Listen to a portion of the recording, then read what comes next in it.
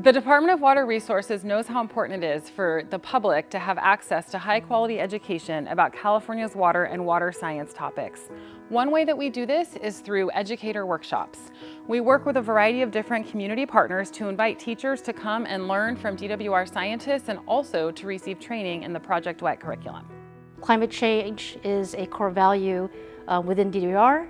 It actually meets state mandates where climate change curriculum is actually required in the classroom. We were approached by Department of Water Resources, again, the climate team. They really wanted to be able to get out and get their researchers, their staff out talking to the public. And they just kind of wanted to help people see what is actually the science that ties into looking at climate and climate change, and how is that science then being used to help us manage water in California and local municipalities, etc.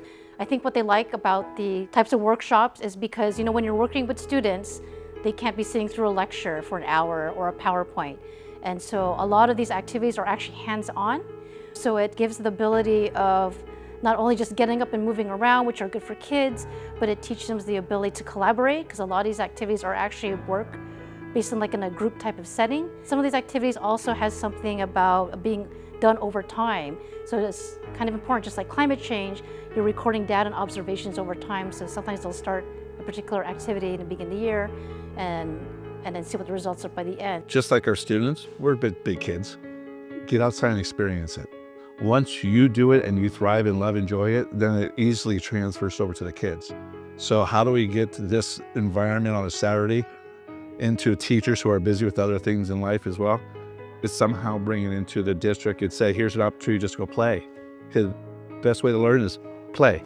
What a lot of teachers say, no matter what the change is over the years, are like these activities still get the kids out of their seat, gets them excited, gets them engaged, and then they can go, so they can plug it into this curriculum they have to use, can actually get the kids really excited about then diving back in and looking more deeper in their textbooks or whatever they got to use.